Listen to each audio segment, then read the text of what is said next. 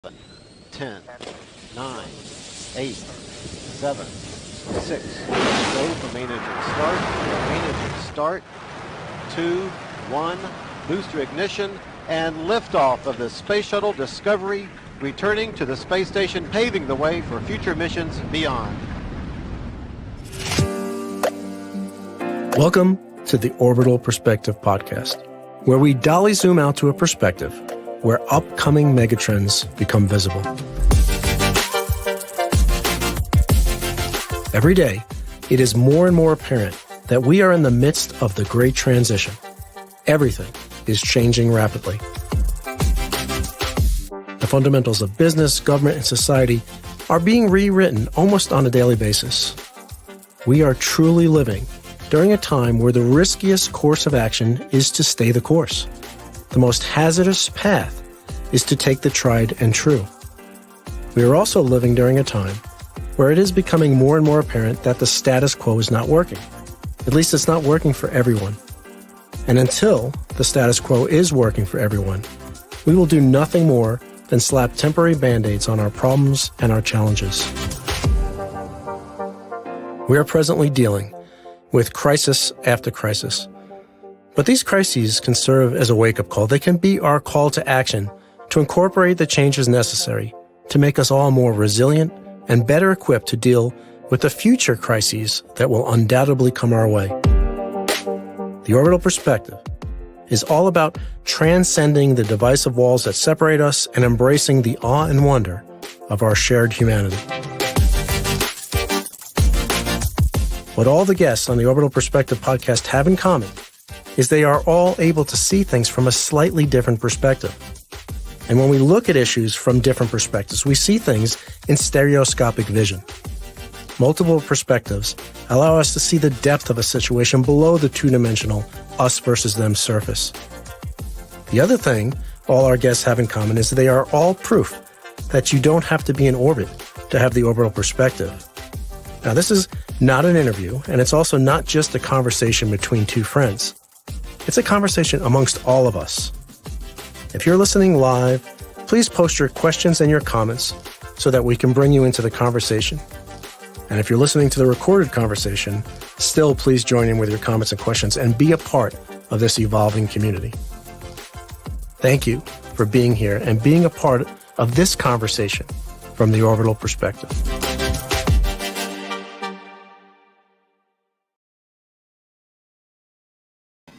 Hey everyone, welcome to the morning after.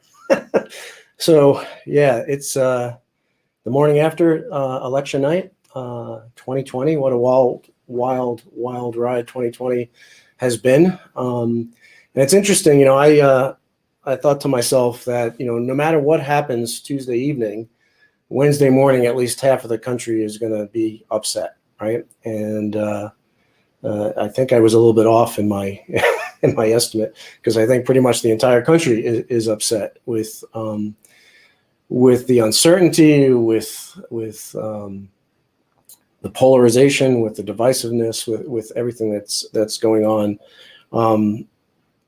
within our present political sphere and our present political climate. But we're Americans.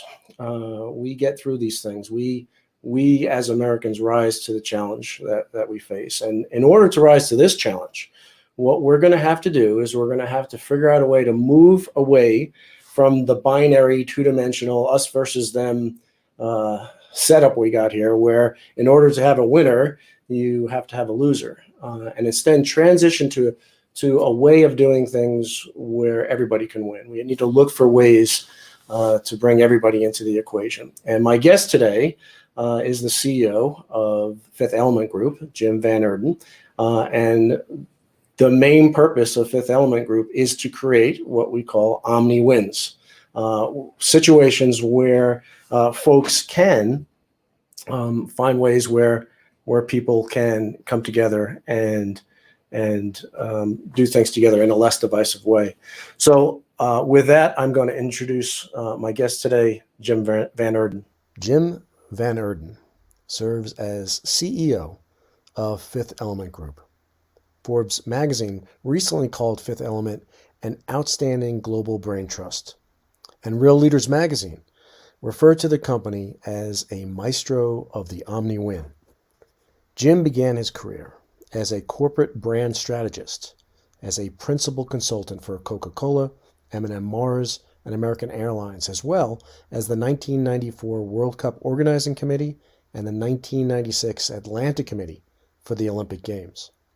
In 1996, Jim founded a national consulting firm that specialized in the launch of internet businesses inside Global 2000 and fast-growing companies, including Southwest Airlines, GM, USA Today, and Pearson Education. Following an exit in 2001, he became managing director for Helix, where he focused on investments in social good companies. He was also in charge of Helix's media investments, credited as one of the pioneers in what is now known as philanthropy. He served as executive producer for several award-winning feature films, including the Academy Award-nominated short film Most, Bobby Jones' Stroke of Genius, The Ultimate Gift and The Perfect Game, and educational documentaries such as the critically acclaimed films Running the Sahara, which he produced with Matt Damon, and War Child with Emmanuel Jal, all of which carried a philanthropic mission and raised millions of dollars for charity. Jim has been a speaker on business and social entrepreneurship at forums including the National Press Club, Nobel Peace Prize Forum, the United Nations, FinTech Week in London, and at Harvard University, where he spoke on Philanthropy 2.0. He writes about the intersection of purpose and business, with essays published by the World Economic Forum, USA Today, Real Leaders Magazine, and other publications, and is currently co-authoring the book, Great to Good, How For-Profit Businesses Are Remaking the Future of Philanthropy. Jim and his wife Rachel have 11 children and live on a family homestead near Greensboro, North Carolina. And there he is. Everybody, please help me welcome Jim Van Eerden, CEO of Fifth Element Group. Hey, Jim. Hey, Ron. Great to see you today. Oh, great to see you. Great to see you. So, how you making out this morning? What a day. What a day. I loved your intro, by the way. I think I need to listen to the Orbital Perspective launch video every day just to get fired up, especially these days, right? To re-enter the world and figure out how to love and live well. It's these are momentous days indeed. Yeah, and music gets your feet tapping at least. It's a good way to get going. But Well done. like I said in the intro, we've got a pretty big challenge in front of us as a nation, which has a huge effect on the rest of the world. What are your thoughts coming from a place of where your business model is all about creating omniwins? Do you see any way we can get an omniwin out of this present situation in both a short term and a long term perspective? Well, my dad has thousands of times said to me over the years, nothing is dynamic until it's specific. And to me, in this moment that we're in, when there's such polarization, it's really vital to know people who think differently than we think, and not just to know them, to be in a relationship with them, to love them. I just was going back and forth with a friend who, politically thinks very differently than I do. But last night I said, one thing I'm so grateful for as I watch this election unfold is the thought that if my principles lose, there are people like you who I love on the other side, and that shapes how I proceed in dealing with loss or victory. And so, you've been so powerful in communicating this point, Ron, about the challenge of trying to work across the polarized opposites and to aim at places of common flourishing. And I think that's the big moment for us to, aim small in terms of having relationships that help us to have an orbital perspective. It doesn't just happen. It happens in part by, by being in community and by being in community with people who think differently than we do, and then learning to love them so that you can, find common ground and be a respecter of persons even when ideas conflict. I think that's the biggest moment that we're in. It's a call for basic civility, and it comes one person, one relationship at a time. Yeah, I mean, I couldn't agree with you more. And families are being pulled apart because families within the family unit are on opposite sides of the spectrum. And so this is, a lot of folks will say, well, yeah, that's just nice. That's just a bunch of kumbaya. Don't you see what demons the other side is? Don't you see how they're, and pick whatever name you want to call them. But part of the problem is that there are polar opposite views, or at least I should say seemingly polar opposite views on either side. And so intelligent, well-meaning, good-hearted people on both ends of the political spectrum can see the other side and demonize the other side because of the polarization. And what our echo chamber media and social media and everything else and all our posts, what that serves to do is to put a microscopic focus on those things that we blow out of proportion, to put undue importance on those things and make, for lack of a better word, a mountain out of a molehill. However, so when we talk about unity, when we talk about coming together, when we talk about omniwins and trying to create all that, once you get out to the ends of the spectrum on either side, antibodies get deployed. How dare you? How dare you? That's the enemy. Don't you see what they're doing? That's illegal. That's immoral. That's, choose whatever thing you want to pick. That's what we need to rise up against right now. That's the challenge that we need to overcome. Yes, there are things that we can disagree with. Yes, there are things that we need to work with every being of with every fiber of our being to change. We need to stand up for what we believe is right, but we knew that we need to do that in a way that it's going to move us towards progress. And the only way we're going to succeed is if we figure out how to lead us towards a more unified understanding of what's going on, not a more divisive understanding.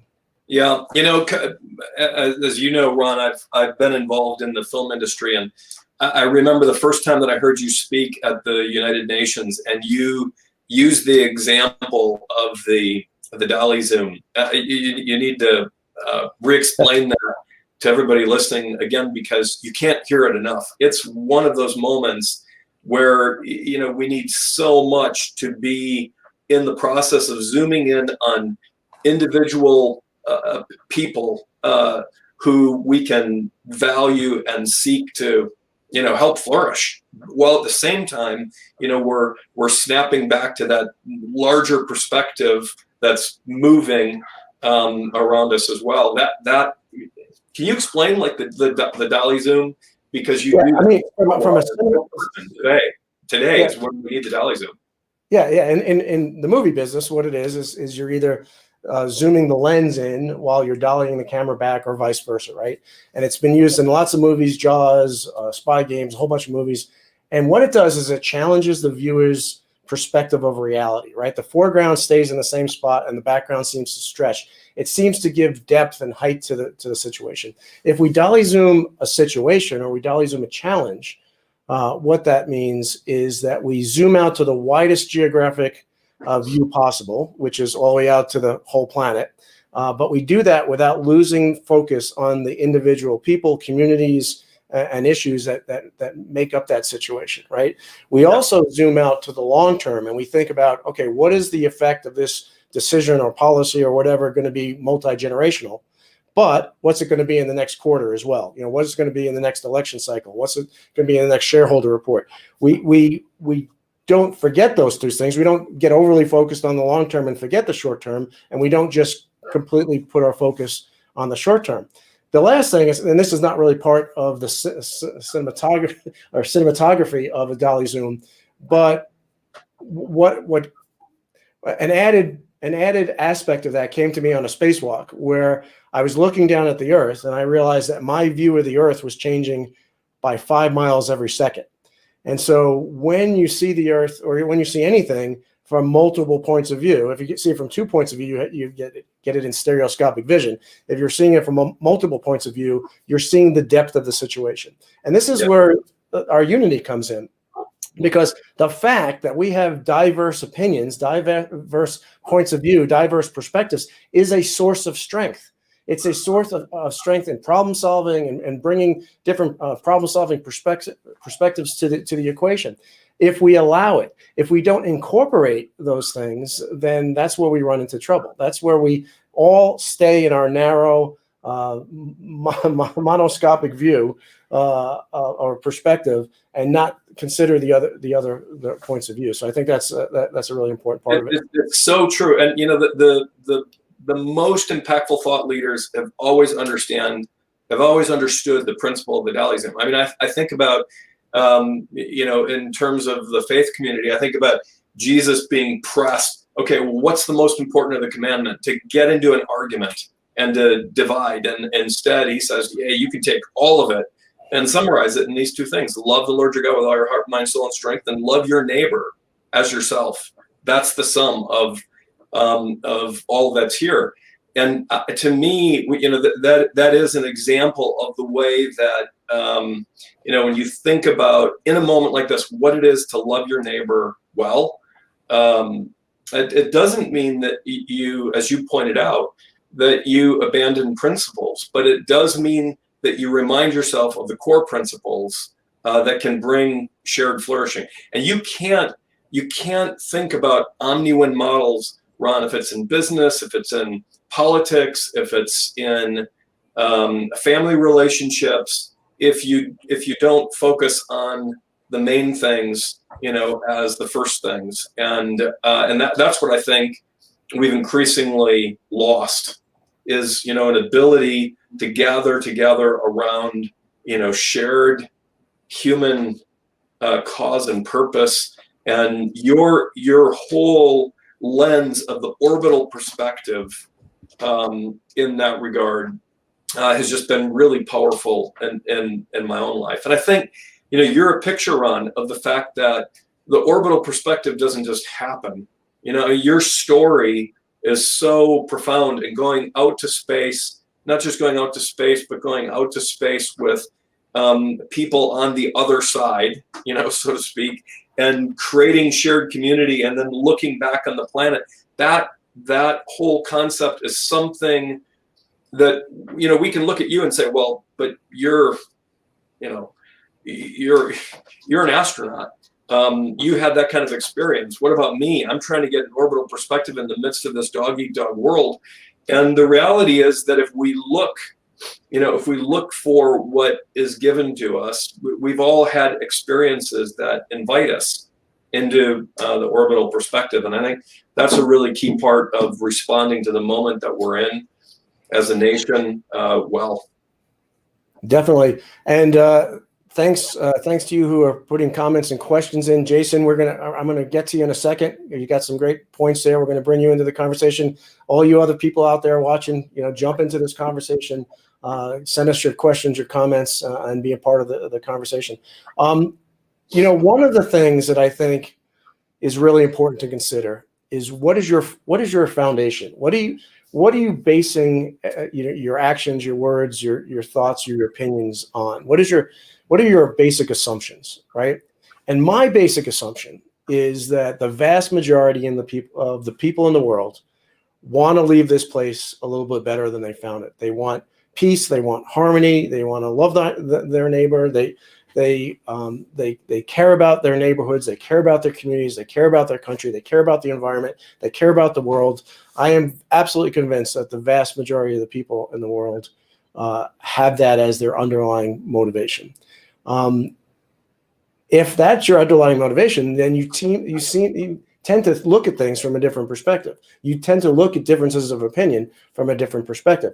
If, however, your foundation is, I'm in this little bubble, I know exactly what's right. Anything that's not exactly the way I think is is wrong, and those people are out to get me. They're out to end my way of life, my rights, they're immoral. If your immediate gut reaction is a defensive us versus them, attack, we need to evaluate our underlying conditions. So let me throw something up from Jason. So the only route to unification is to observe facts, human nature, and what history shows us. And history shows us that truth is what matters, but is least searched for. So basically, I think what that's kind of speaking to is the fact that there's so much misinformation out there that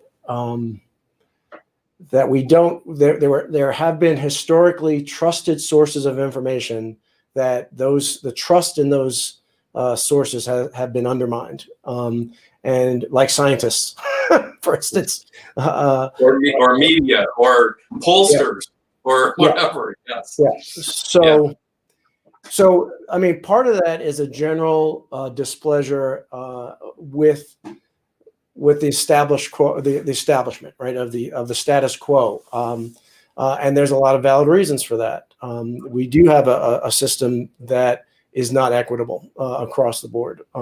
Not everybody is at the same starting position when the race starts, and so and it's getting worse. There is a lot of a divergent path that we're seeing in society, and I think a lot of people are reacting to that.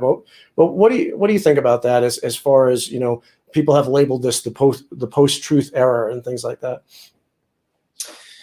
Yeah, it is a really troubling moment for a lot of people, because where they assumed they could get reliable information, they're not assuming that anymore. But there's something else about what Jason said that is intriguing, because it's not just about the challenge that we face in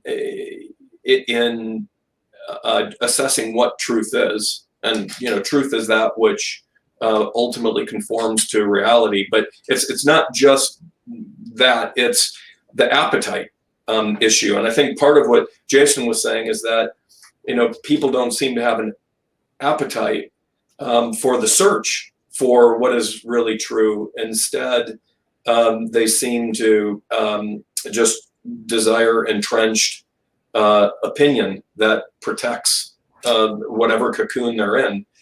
That's to me what's as scary, is not just the fact that we have to be more thoughtful about how we access truth, that which conforms to reality, but also how we question our own appetite to actually seek it, which requires vulnerability from all of us, right, Ron? I mean, if we want to be authentic seekers of truth, and if we want to be authentic in loving other people well, we have to put ourselves in uncomfortable positions and relationships and conversations, all of that.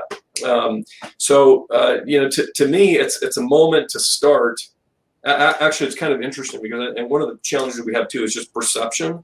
So I have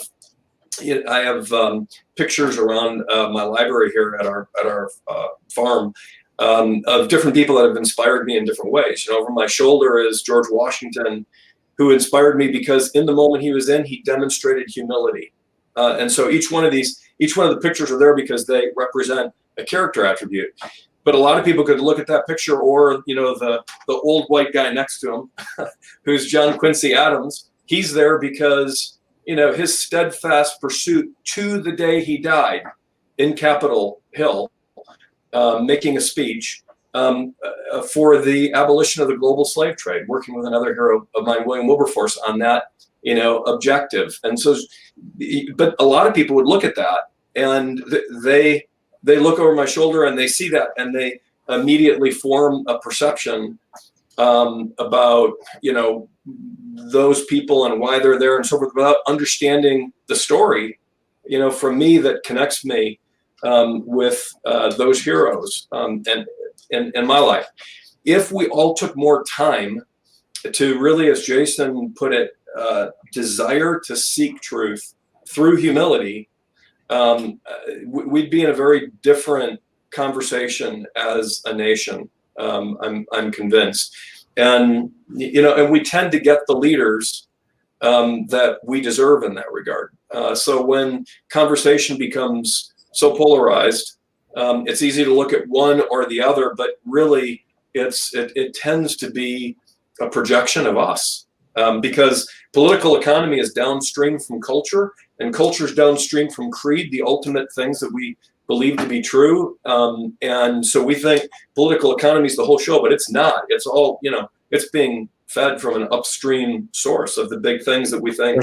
There's symptoms. Yeah. We're observing the symptoms, not the root cause. This is a really good conversation, and it's good from a lot of reasons. We've had in the past conversations about political policy and politics in general, and we don't always agree. If we were running for office, me against you, we would have some good debates, right? Yes. On what we should do. So here is an example of two people, and I'm not going to presume to know how you voted, but just based on our previous conversations, I know that we have differences. Yet we're having this conversation. We're having this conversation about unity. We're having this conversation about how can we create omniwins and how can we overcome the divisiveness. And pop up this from Scott. Basically, looking for Scott wants some examples of omniwins and maybe probably a little bit more on the definition of what we're talking about and how we get there, and why that's not just conceding to the other, right? I mean, that's what we're afraid of, right? We're afraid of that. If we just go along with the other side, we're giving up our values, we're giving up our morals, we're giving up everything that we know to be right. You can't ask that of people, and we're not asking that of people. So can you maybe speak to the difference between that mindset and what a true omniwin is?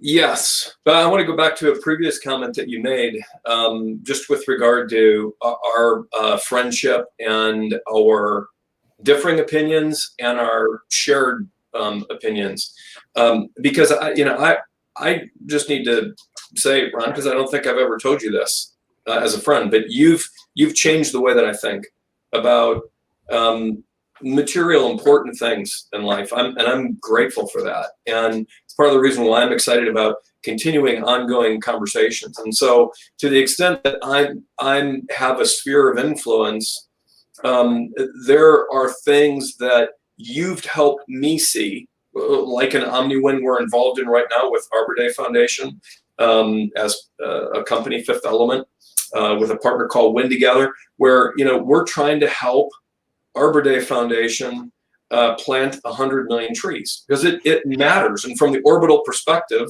how much that matters. You've helped ingrain that into me.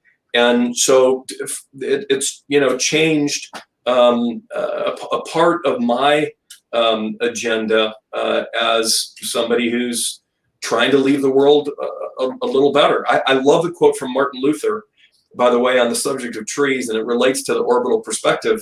When he was asked, Martin Luther being the theologian who helped start the Protestant Reformation, when he was asked what he would do if he knew he was going to die tomorrow, he said, "I'd plant an apple tree."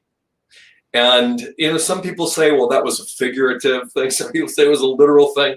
But to me, it's beautiful, and it's probably both, figurative and literal. And so, what is the Orbital Perspective? Among other things, it's thinking about things like, how do you today create, artifacts of hope for tomorrow, and the people that will experience tomorrow after us. So I just wanted to point out, that's an example of the kind of way that you've influenced me in my thinking, and I'm really grateful to have friends like you.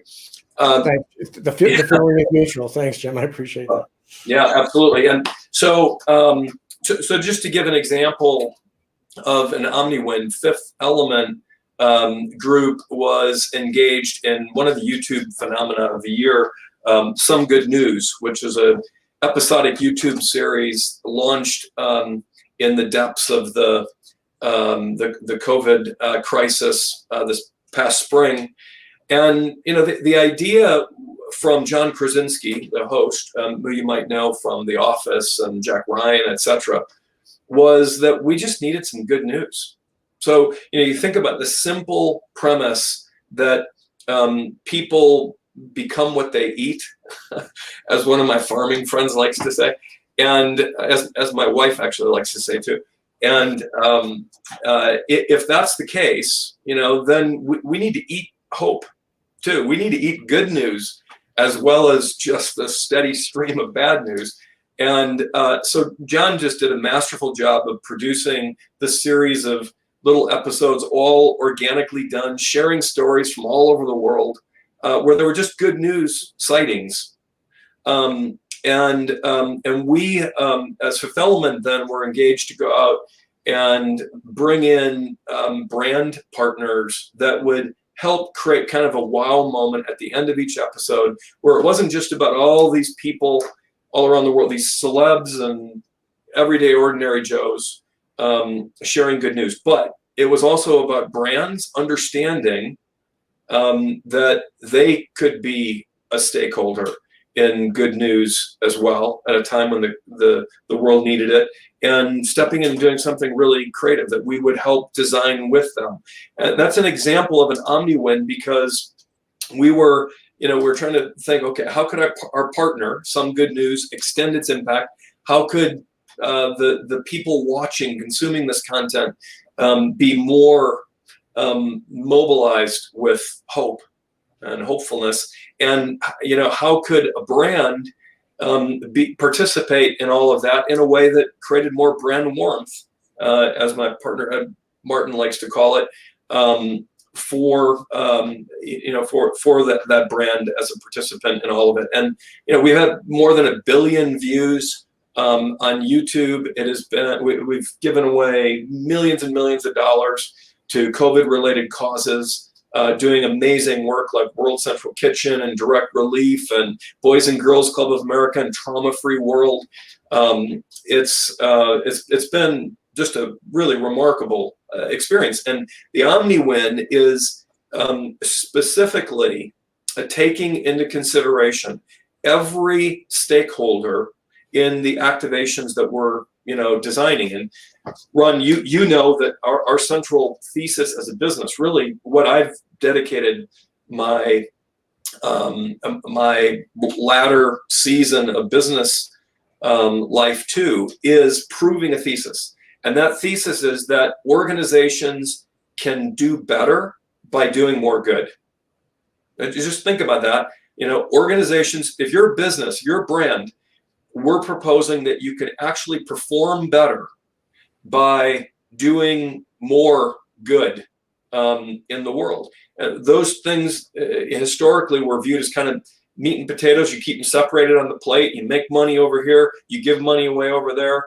What's happening is that businesses are increasingly realizing that that they can build into their DNA intentionality about being a stakeholder, as you said, in leaving the world a better place, and operating that way, acting that way, whether it relates to treatment of employees or supply chain or marketing to consumers or other compliance issues. It can be life-giving rather than life-taking to the organization that really understands that thesis and executes it with excellence. And that's what we do at Fifth Element.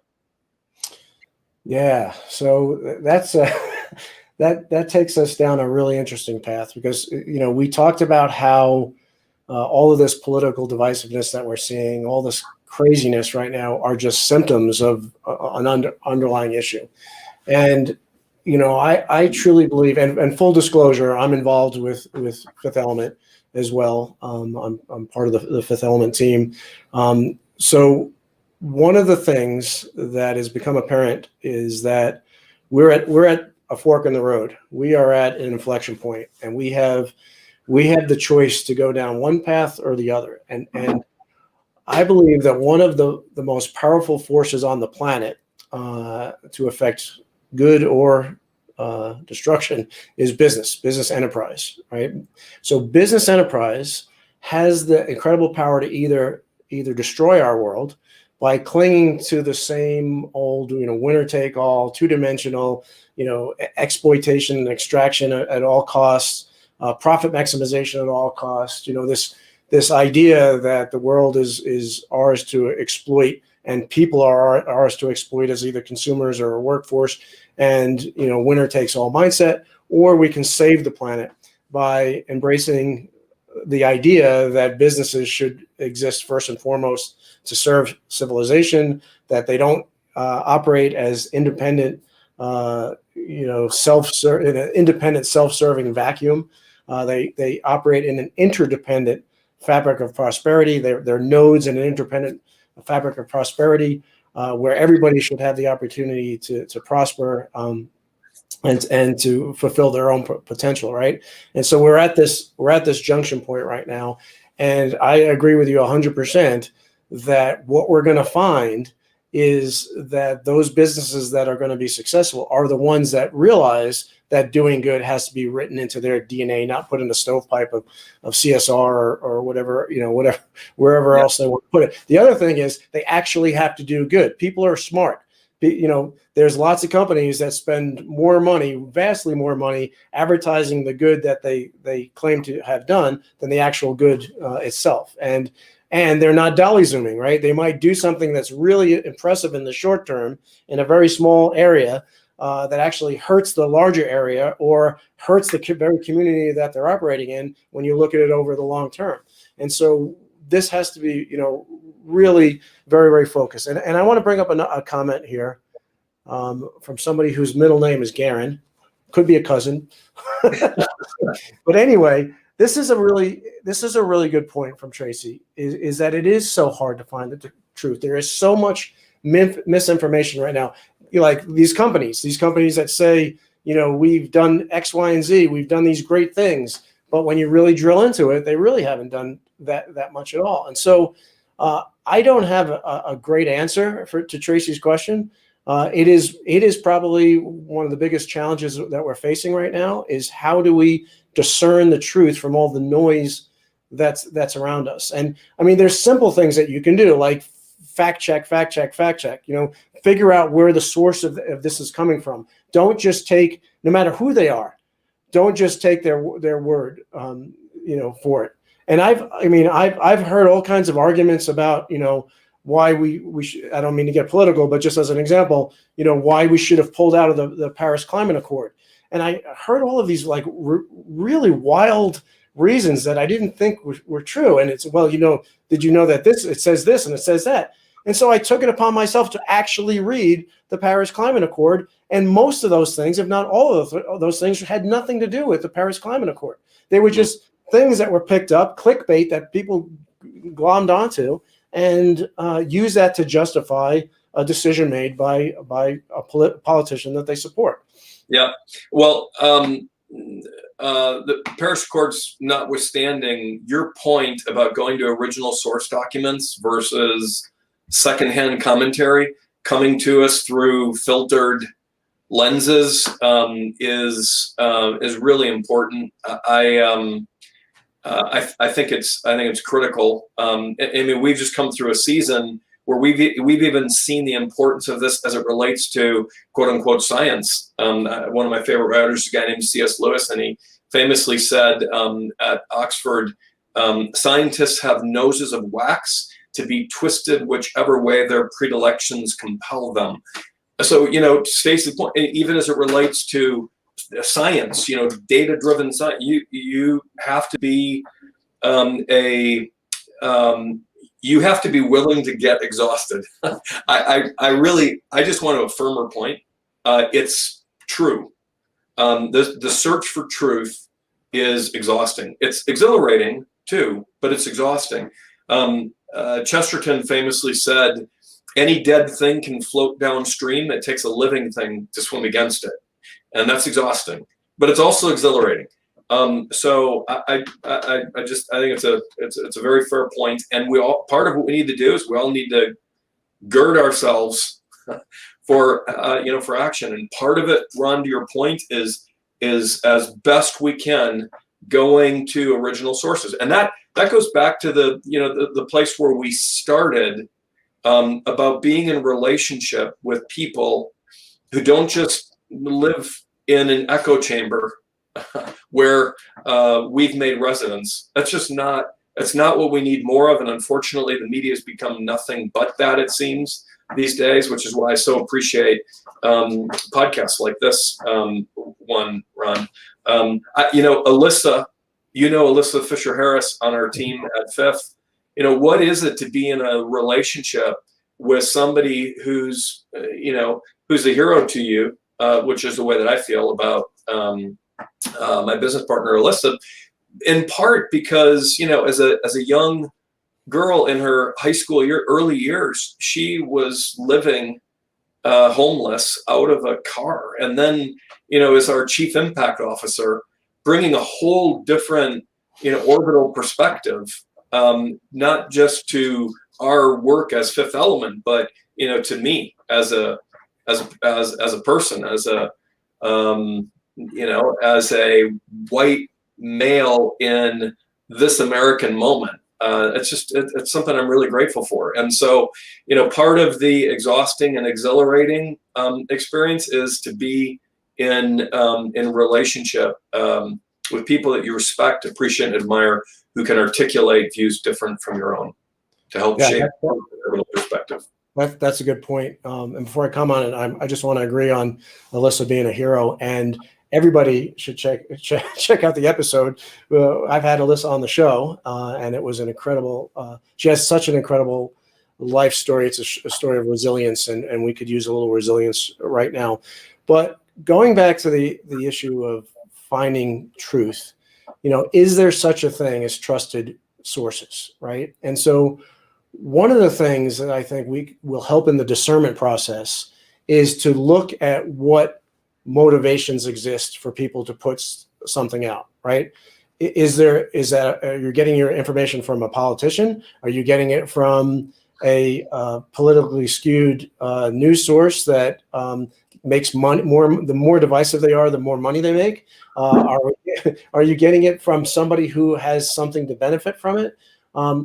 And one of the historical places that we get truth data from is science. And the reason is because I believe that scientists that science in general is a humble pursuit, because when evidence is presented that overturns our theories, like the world isn't flat, the sun doesn't revolve around the earth, time is fixed, right? With Einstein, all of these things sounded ridiculous at first, right?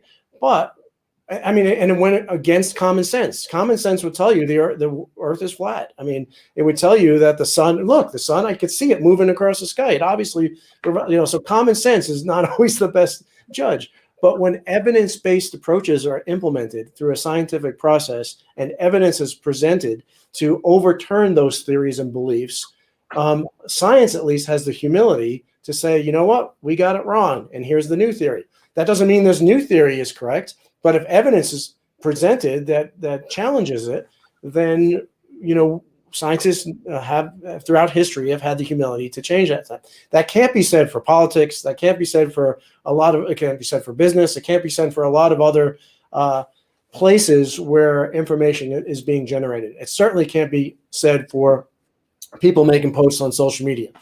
Even if it's your Uncle Steve or whoever who is your favorite uncle, that doesn't mean that necessarily what he's posting is true.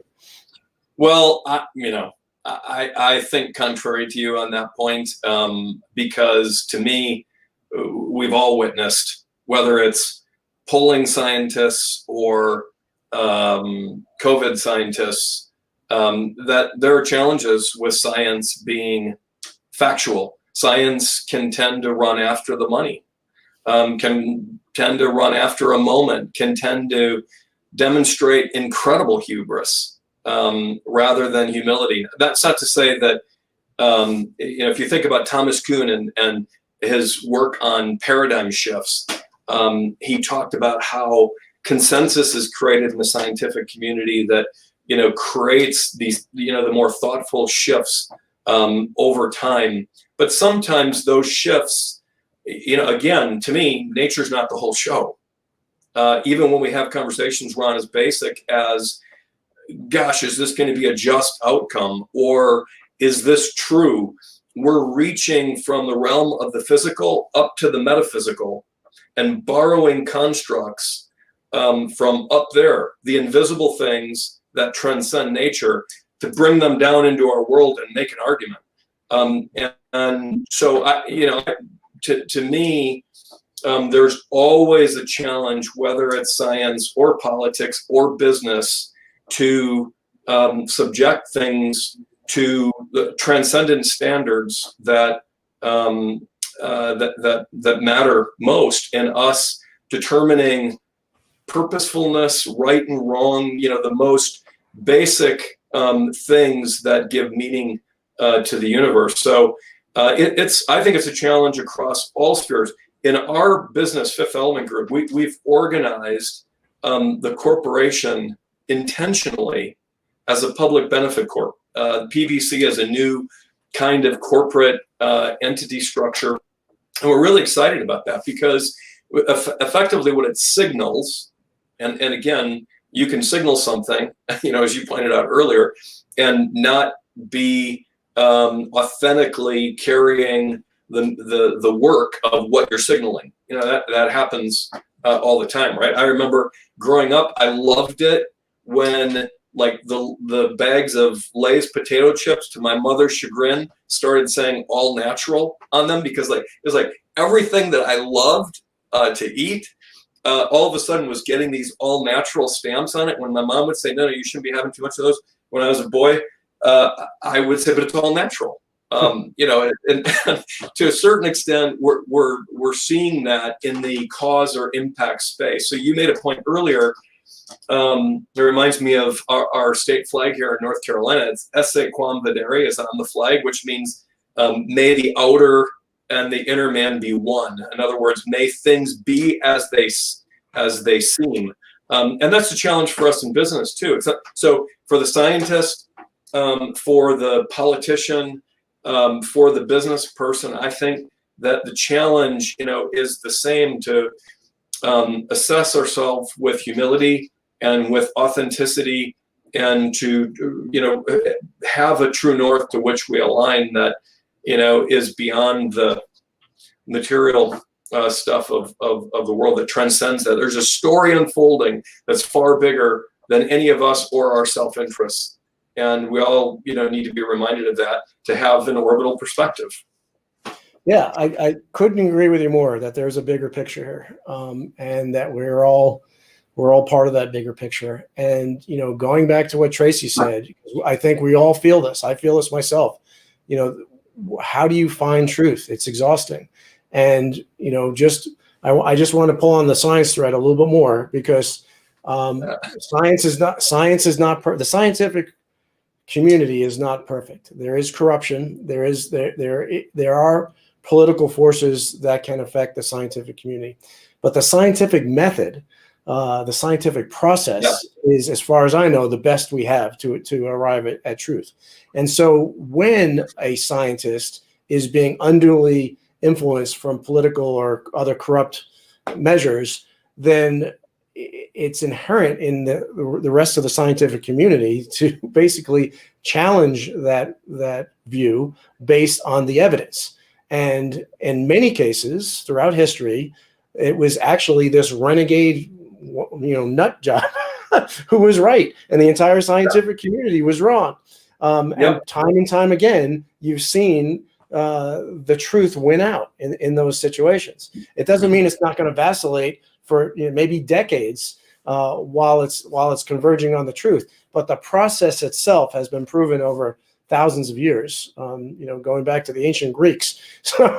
So I think evidence-based approaches. And so if if you're being presented with scientific data that challenges your views, I would look into it. I would look at, like you said, go to the source data, Yeah.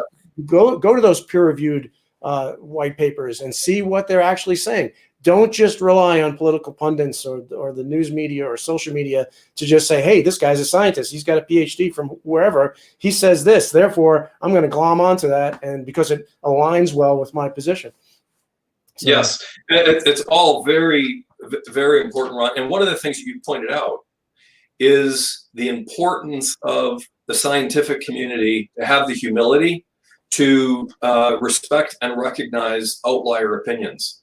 I mean, I've been in forums at where I've seen this firsthand, places like Oxford, where the outlier perspectives aren't given any credence, and over time, those outlier perspectives, fight their way to a position of at least honest assessment and evaluation. But I've also seen situations where the outliers, because they're outliers, are uninvited to environments of free inquiry. And I think it's one of the great threats in our nation right now, that we've become so polarized, as you pointed out, that we are uninviting free inquiry, divergent opinion on our college campuses, in our business boardrooms, in our in our churches, in our communities of fellowship.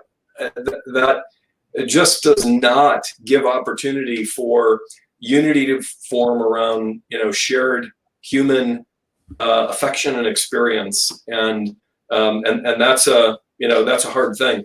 Just to go back for a second to the point of evidence-based data, I do think that it is not just the case that evidence-based approaches matter in science. They do matter in political economy. They do matter in business. I mentioned earlier that Fifth Element has pulled these very diverse executives from all around the world, different ages, different ethnic or socio-economic backgrounds and stories and so forth, to work together to prove this thesis that organizations think about a brand and love. We're just coming off of significant programs for Starbucks and for PepsiCo, for example. Think about whether you love them or not.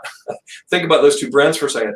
Can we actually demonstrate, based on evidence-based data, that they can perform better as a business, meaning they can actually be more profitable, among other things, more sustainable, by connecting every aspect of their business to purpose that transcends their bottom line performance. If it's not an either or, I make money over here, I tithe it away, give it away over here. If it can be about both things in the DNA of doing what that brand does, and then they can activate against that at different ways, that's transformational, because the resource that can move to important causes, if that evidence-based data can be presented and can move brands to action, can be an enormous engine for good in the world. And we're at this incredible inflection point right now, Ron, where in most universities, young students coming up through the university are being told that business capitalism is evil, it's bad, it's, don't trust it. And in reality, there's never been a time in economic history, I would submit to you, where businesses are more vital in shaping the way that philanthropy is and will be working in this century. Business is emerging as a powerful force for good in the world in ways that were unthinkable even 10 years ago. So there are perils in that, of course. This is not to say don't focus on your bottom line. It's not to say that at all. We instead want to say, don't think of it as here's your bottom line, take out of your bottom line this amount and give it away. We instead want to say, hey, you can actually be intentional about creating social impact in ways that matter in your community of influence in a way that makes you more profitable. That's a different thesis. And if we can get to that tipping point where business leaders are seeing that based on evidence-based data, and they accordingly are moving how they manage their investment portfolio. They're changing the way that they're hiring, as Mark Sadovnik, who manages our executive recruiting practice, likes to remind us. You can't engage and retain the best people these days if you don't align your brand with purpose and put leaders who care into positions of direction. And so this is the thesis, the evidence-based data that we're focused on. And by the way, we base, if you look at our marketing work, and this comes out of Ed Martin's experience at some of the biggest brands in the world. He was an executive at Coca-Cola and at Kellogg's and Hershey's, as you know, Ron. And he found this study at Princeton, the gentleman who advances named Chris Malone, and he took this anthropological study at Princeton. And just think about it. It's an anthropological study, not a marketing study, a study on what motivates human behavior. And the two primary things, just think about this in the moment that we're in right now. He said the two primary things that motivate human behavior are, number one, fear, and number two, competency. So number one, when you come into a relationship with another human, do I have reason to be afraid of you? And number two, when I come into a relationship with you as another human, do I sense that you have something to offer me that I need? That's that competency thing. And so this anthropological study was talking about how humans have related throughout history, what the key marks are for them to be engaged with others. And Chris Malone took this and he applied it to brands. And he did this amazing study of top 100 brands in Europe, and then brought the study here. His book on brand warmth is now, a classic. But he's using an evidence-based data approach to say that as brands are intentional in doing more good, they elevate their brand warmth, the way that people perceive them and want to connect with them, because those people are less inclined to fear the brand, and they are more inclined to think that the brand has something to offer them that would be good for them. So it's concepts like that prompt me to just suggest that I do think in the world of business, it's about creating a tipping point moment where people aren't thinking that they have to. I loved your term, the stovepipe of CSR. That's great. Ron, I'm going to use that. People think about the giving part of their business in like stovepipes. It's a brilliant way to put it. And it's made it actually ineffective. And in some ways, people would say in my space that CSR is a little counterproductive at times, because this isn't about you have to, it's about you get to. And when you see the evidence-based data as an organizational leader, and you realize, gosh, I can align with impact, do more good, and perform better in all these different KPI areas, that's the big win that we're aiming at. And and it's a blessing to be able to work with some of the biggest and best nonprofit brands like Nobel and Arbor Day Foundation and World Central Kitchen and all these other organizations, and to be working with some of the biggest and best brands and seeing that magic happen. And that's what it is. And it can be really hopeful for people who are seeing it. So we're coming up to the top of the hour. You brought up a bunch of good points that I want to touch on before we go. So we might go over just a little bit. But one of the things you said is that we need to create a tipping point. I disagree with that, because I think we're at a tipping point, whether we like it or not. We like it, or whether we like it or not, we are at a tipping point right now.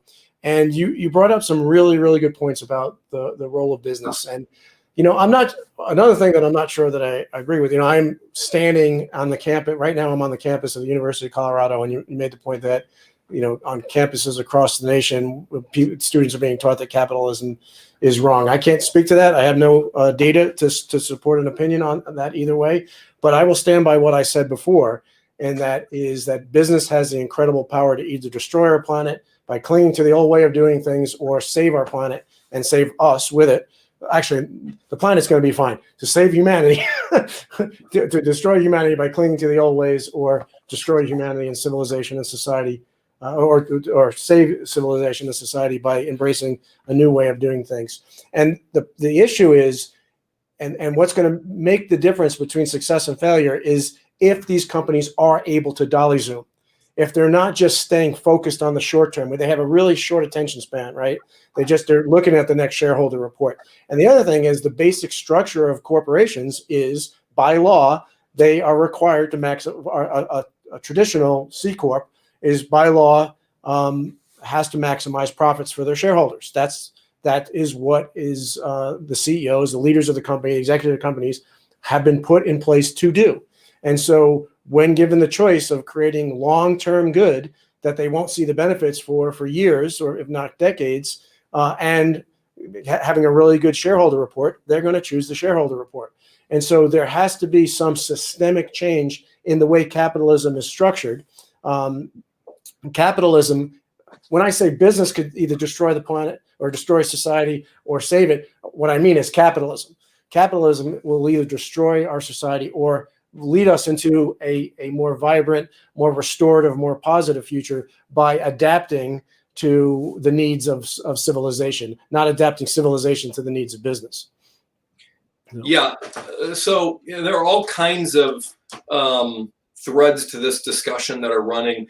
Some of those threads began, I think, in some ways with Jim Collins' book, Good to Great. And you noted in your introduction that we're working on this little manifesto called Great to Good. We secured that title in part to say, actually the next iteration, the tipping point iteration that we're learning is that if you want to stay great, you also need to hinge from great to good.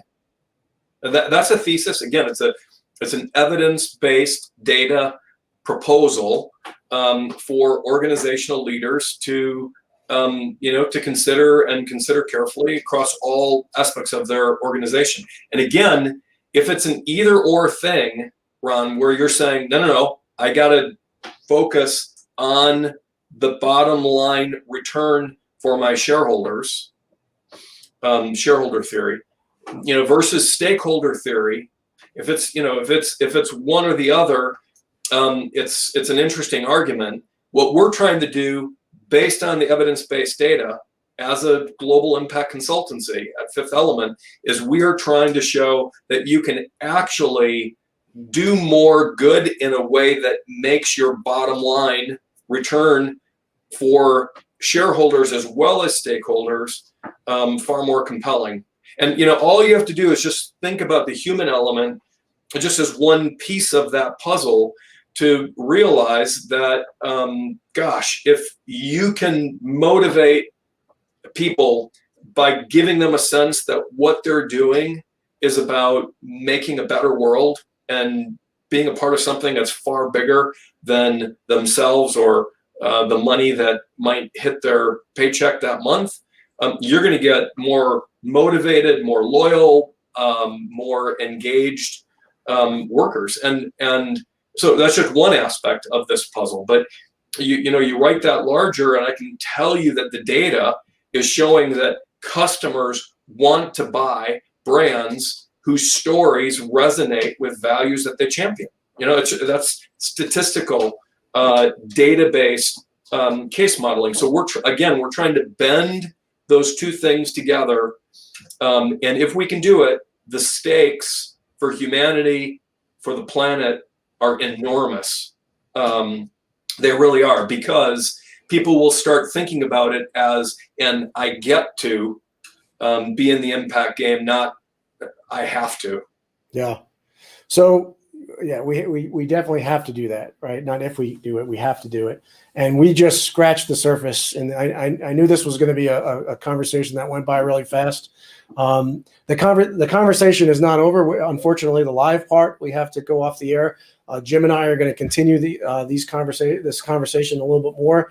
Stay tuned for links on how you could view the extra part. But the live part is unfortunately going to have to end. But Jim, how can people find out more about Fifth Element Group and the amazing work that's being done there?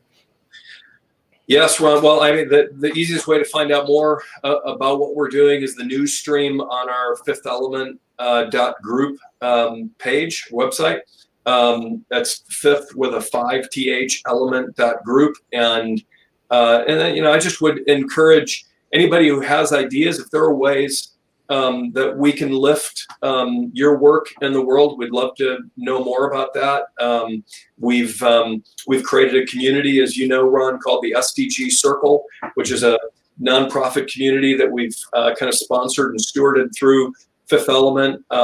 Sustainable Development, UN Sustainable Development Goals. Right. That's focused on the United Nations Sustainable Development Goals and creating unique omniwins, good exchanges, other models that we've been working around for several years to help prove this thesis and advance good work in the world, including good work in the world relating to common shared human flourishing with people who think very differently than we do, who have very different experiences than we do.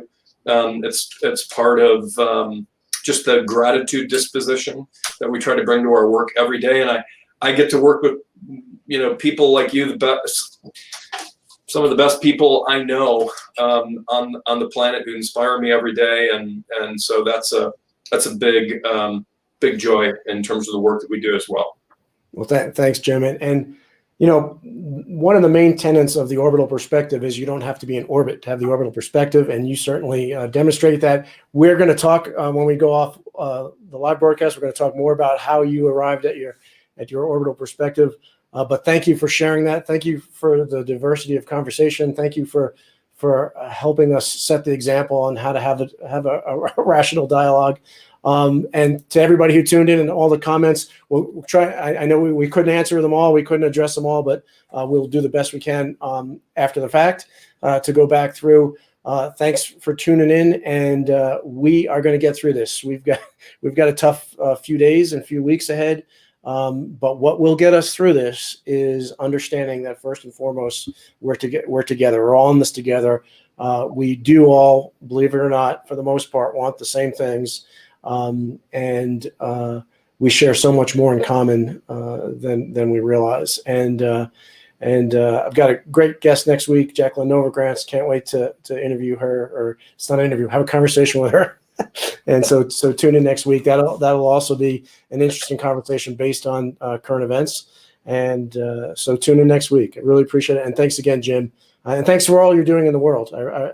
You're making a big impact, big positive restorative impact in the world. And thank you for all you're doing. Thank you, Ron. It's a privilege. All the best, everybody. Thank you for joining us during this conversation from the Orbital Perspective. And thank you for being a part of an emerging unity on our planet. We are strongest when we are aligned around the truth of our underlying unity. Together, we are unstoppable and can build a positive, restorative future, a future that we would all want to be a part of. Please subscribe to the Orbital Perspective podcast and follow us on social media. Thank you for all that you're doing and all that you will do to help make life on our planet as beautiful as it looks from space.